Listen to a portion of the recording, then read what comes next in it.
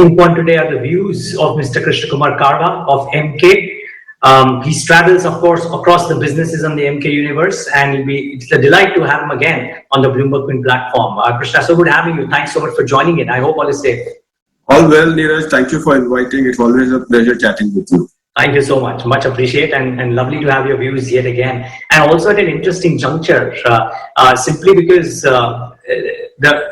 there was this chart that we were seeing on the Bloomberg terminal day before yesterday, which showed how the Asian markets, for example, over the last 3 months have been trading at this upper end of the range, not able to go out, not able to come off because of the liquidity or what have you.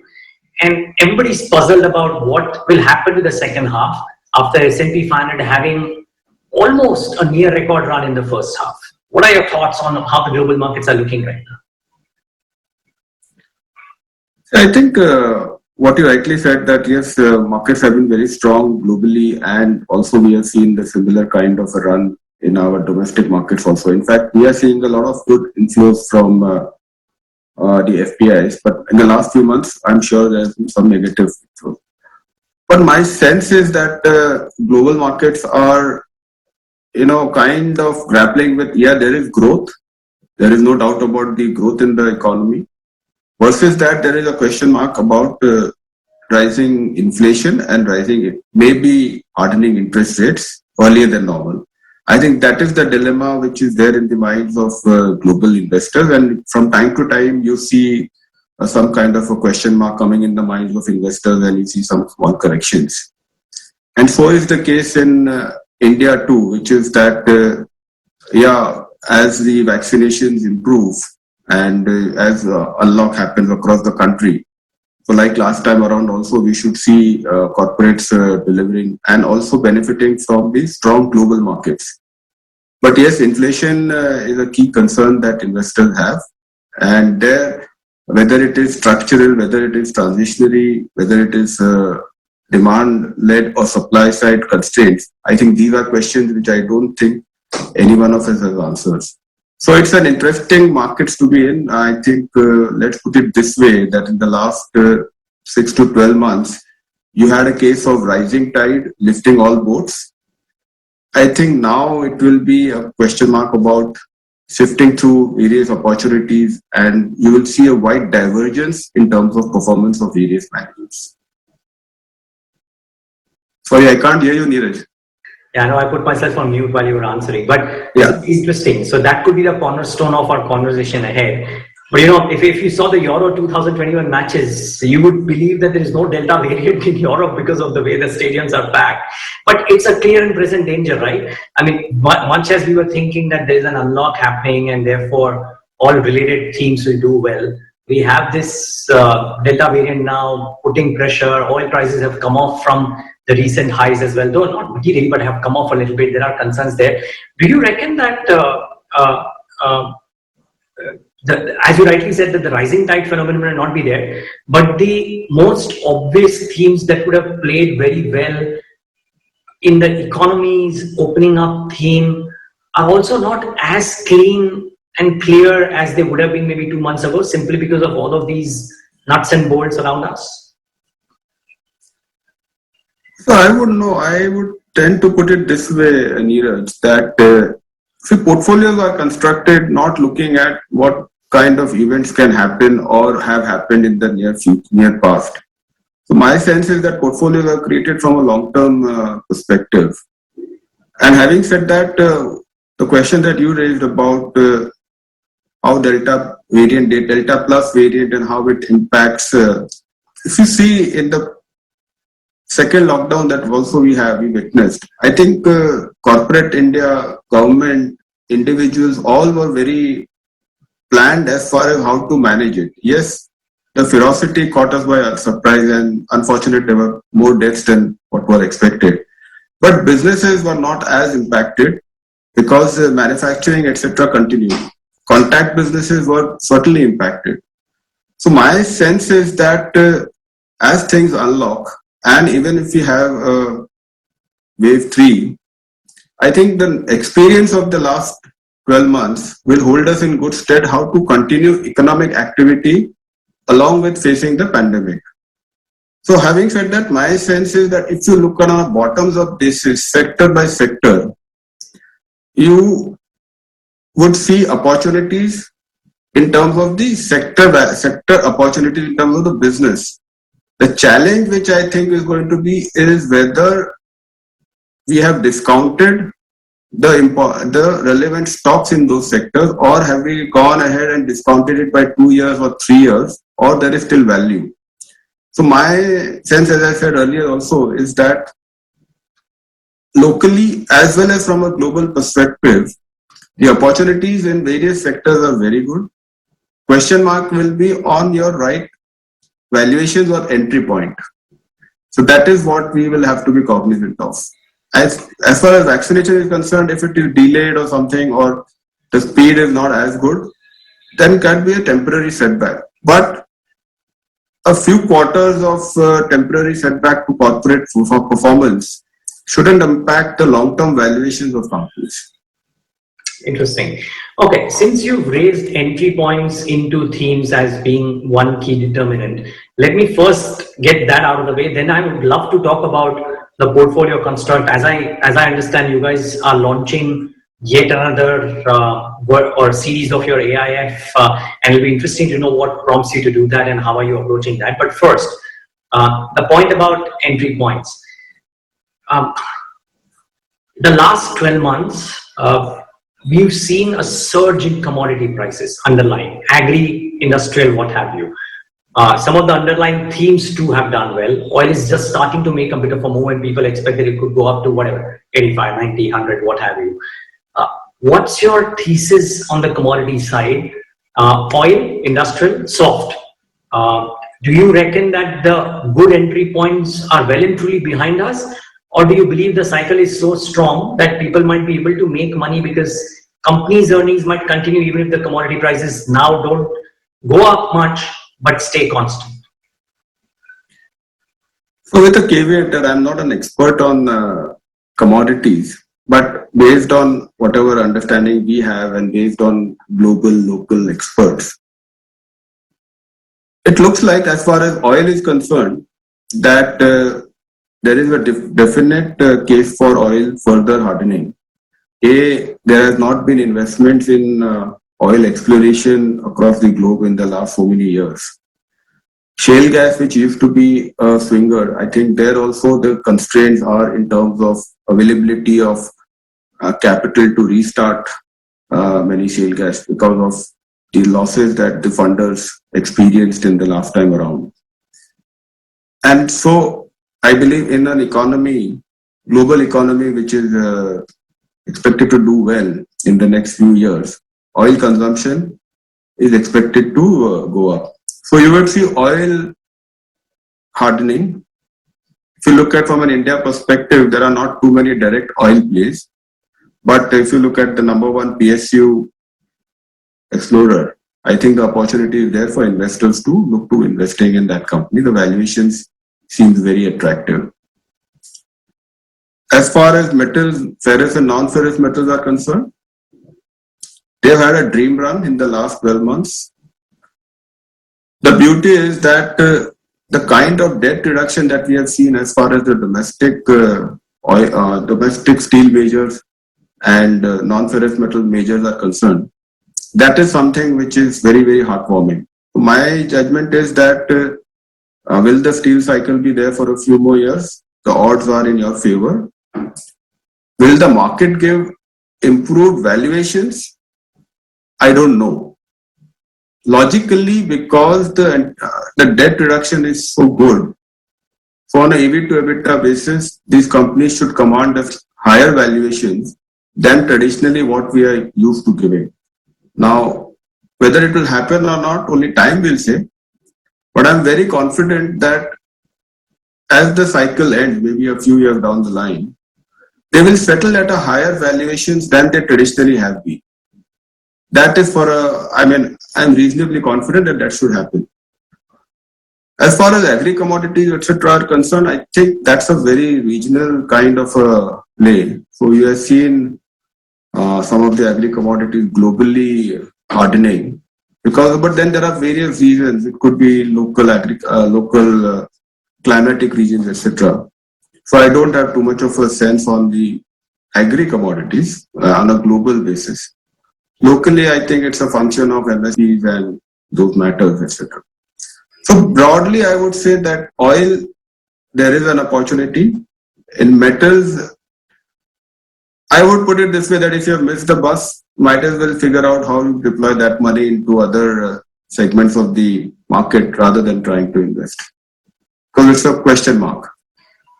Got it. And thanks for that very candid answer. It really helps. Okay, let's then talk about how are you, for example, doing the portfolio construct currently, right? And let me tie this in with what you're doing, which is launching a version of your AIF, a series of yet another series of your small cap AIF. It's an interesting time to be doing that, wherein everybody says that the only reasonably priced segment within the market is not large caps and not small caps, but mid caps. But you're going ahead with the small cap bit. So why that?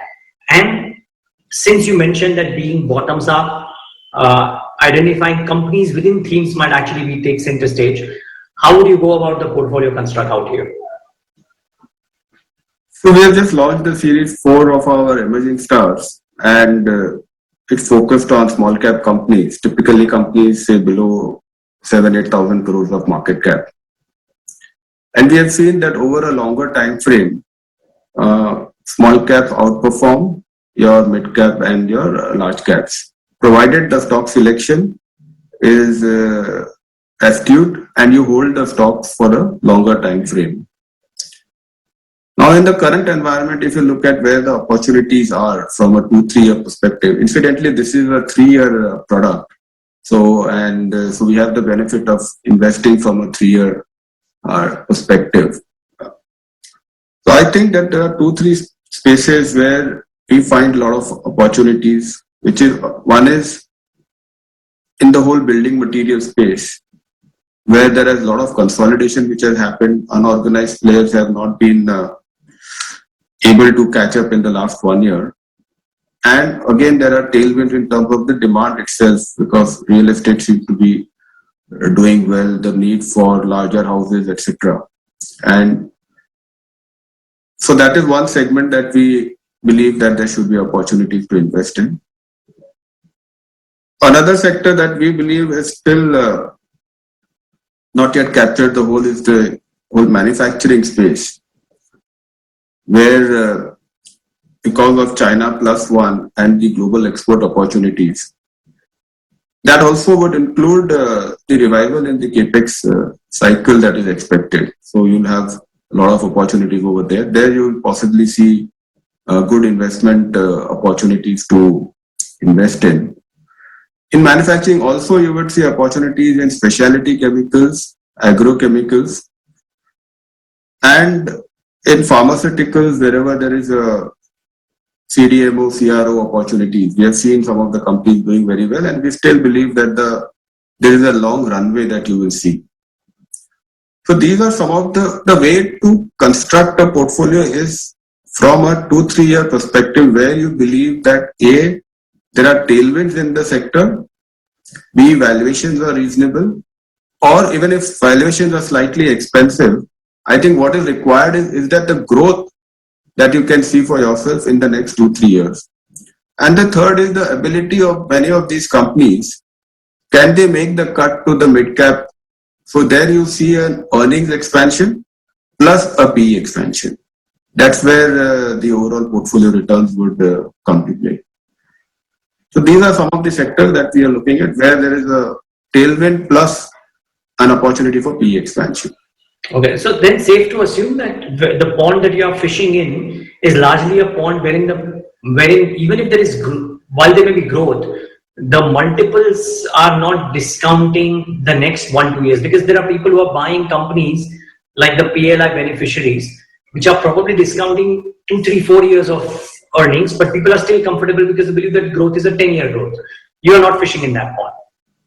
We'll always be cognizant of, as I said, purchase price discipline is one of the cornerstones of our portfolio investing. So we will always be very careful about the valuations that we are paying, because we strongly believe that however good a company prospects are. But if you don't buy at the right valuations, then returns may be backdated more than what an average investor can accept. So it's about finding the right balance between the opportunity and the valuations. In fact, I just wanted to add also, we believe that yes, IT companies also, they should also continue to do well, and in that there could be opportunities in the small mid-cap IT companies where yes, there have been run-ups, but if you keep searching, then there are opportunities to invest in small mid-cap IT companies also from a 2-3 year perspective. Niche companies.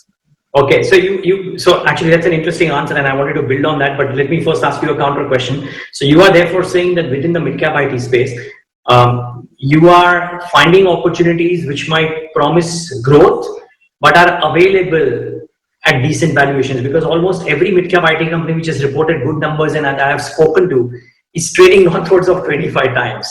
I'll just tell you one thing. What happens is that so in the last 1 year, if you look at the analysts will always be behind the curve, both ways. When the going is good, they will be behind the curve in terms of ability to project the future and valuation multiple which the markets will give. And in the reverse also, the call that the fund manager we have to take is, okay, what is the broad theme, and then markets will decide the multiple.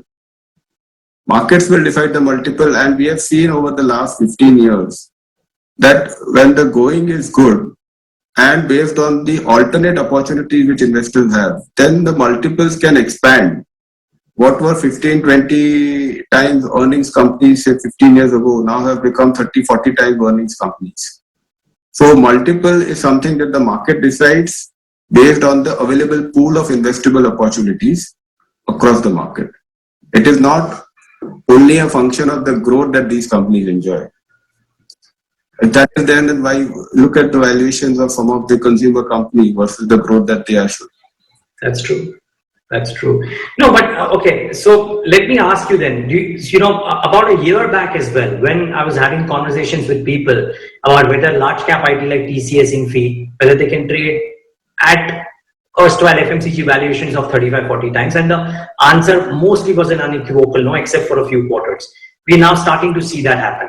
Would you reckon that mid-cap IT in some cases, which is already trading at 35 times, some cases like Happiest Minds, God knows what valuations it is trading at, but some of the others, a large portion trading northwards of 20 times for sure, maybe about 25 times as well. Do you reckon that there could be a new normal wherein IT companies by and large could trade at much higher band of valuations than what they have traditionally traded at, and why so?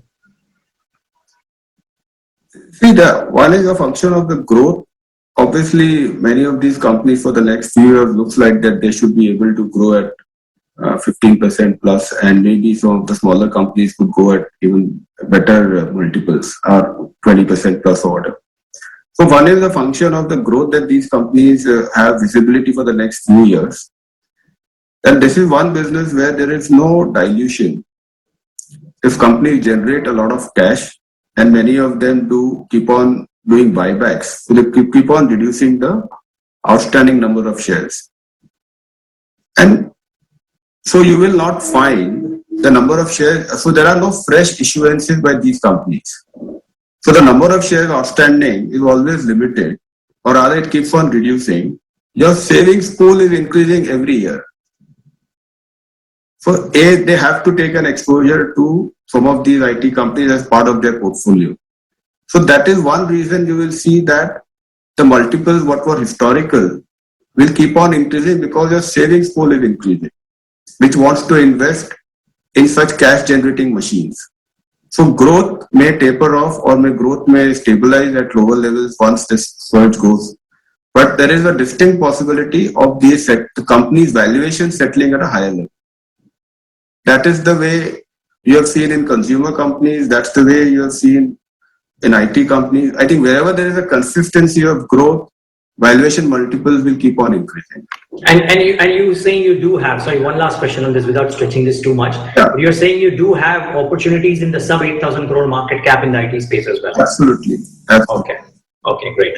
Though I must say, my conversations with almost all the mid-cap IT companies in this quarter earnings, I mean, they were just so confident about growth. It was a bit spooky.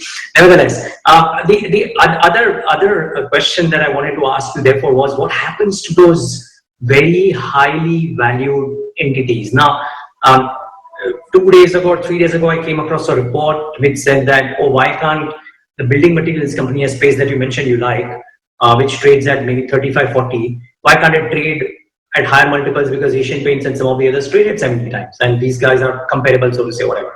And then, of course, there is this whole pool of companies, including the paint companies, including the FMCG companies, which are trading northwards of 60 times maybe comfortably. What do you think happens to all of these expensive names? So we keep on questioning, and I think again going back, so 10 years ago, all of these second tier building material companies were quoting at less than 10 times. So what happens is that many of them have now created high entry barrier or moats in their businesses. We look at the number one tile company in the country.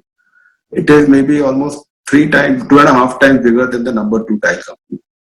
So that creates its own moat in terms of reach, in terms of product innovation, possibly ability to invest, and ability to spend on maybe advertisement, etc.